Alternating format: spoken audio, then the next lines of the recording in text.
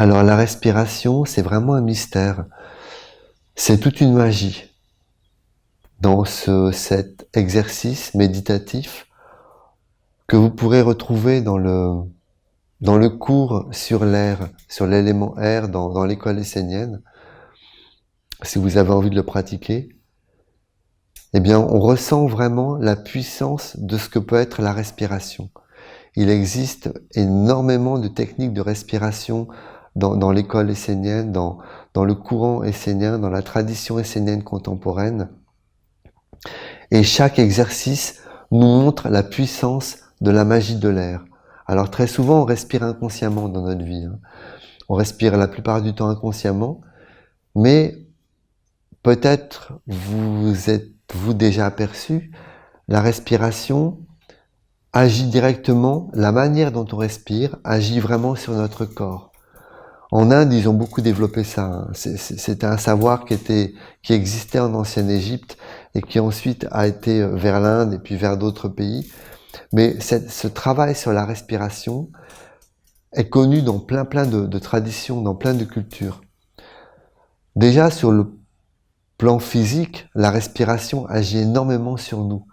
Vous avez déjà dû remarquer qu'en fait, en fonction de vos émotions, de vos états d'âme, vous respiriez d'une manière différente. Si j'ai peur, par exemple, la respiration va devenir courte, elle va devenir plus enfermée. Et ça va contribuer à ce côté de la peur. Si par contre, je suis bien, je suis dans la paix, je vais avoir naturellement une respiration plus ample, plus calme, plus sereine. Peter Denove disait que la respiration c'était très important et que dans la vie, pour avoir une bonne santé, il fallait respirer calmement et assez lentement avec des grandes respirations.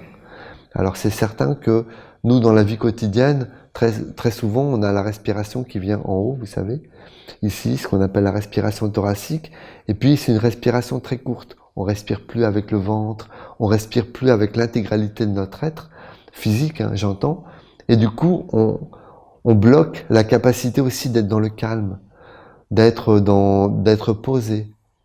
Et on peut faire cet exercice, là on l'a fait ensemble pendant la méditation, c'est que dès l'instant où on ralentit la respiration, on calme tout à l'intérieur de nous. On amène le calme dans nos pensées, dans nos sentiments, dans notre volonté. C'est pour ça que dans toutes les méditations esséniennes, on commence par se concentrer sur la respiration, on calme la respiration, et lorsque je calme ma respiration, je calme mes pensées.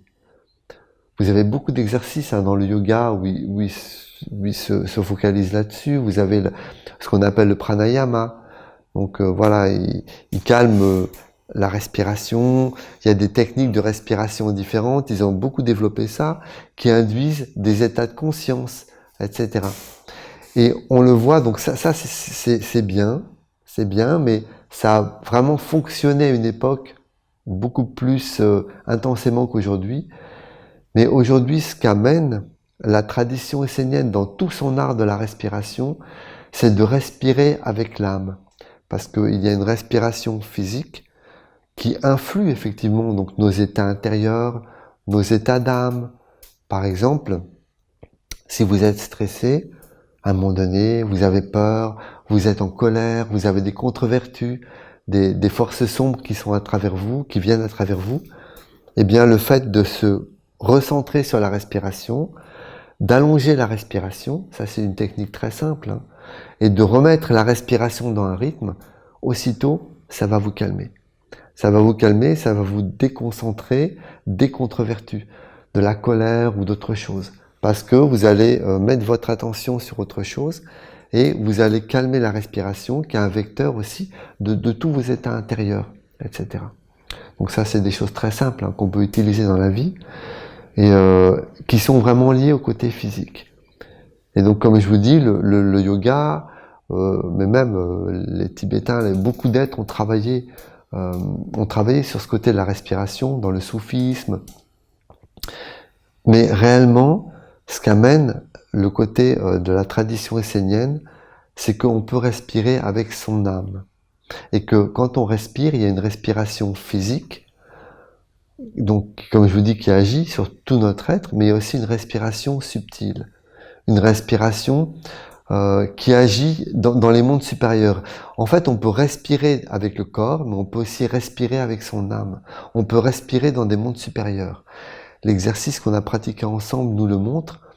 À un moment donné, je ne sais pas si vous avez senti, mais on peut vraiment respirer avec cet être plus grand que l'on est, avec cette statue de la lumière qui est notre devenir, qui est notre individualité divine, qui est notre je éternel, notre âme immortelle, on peut respirer avec elle.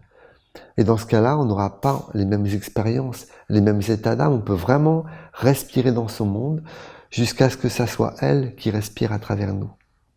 Et la question dans notre vie, c'est toujours qui respire à travers nous, voilà, et où est-ce que je respire. Si par exemple, je suis en colère, je vais respirer d'une certaine manière. Si j'ai peur, je vais respirer d'une certaine manière. Qui respire en moi et vers quel monde je vais respirer. Je peux respirer dans le soleil, je peux respirer dans les vertus, dans l'amour, je peux respirer dans les tensions, je peux respirer dans des mondes compressés, opaques, sombres, qui vont même m'amener vraiment des grosses tensions, des déséquilibres à l'intérieur. Donc c'est où je respire. Et ça, c'est vraiment lié à Raphaël, c'est où va ma respiration. Si je suis identifié au corps et au moi mortel, je vais respirer dans une toute petite sphère, très très étriquée, qui va m'enfermer en fait. Je vais respirer, mais pour alimenter mon corps physique, et puis en fait je vais respirer dans les mondes qui m'animent.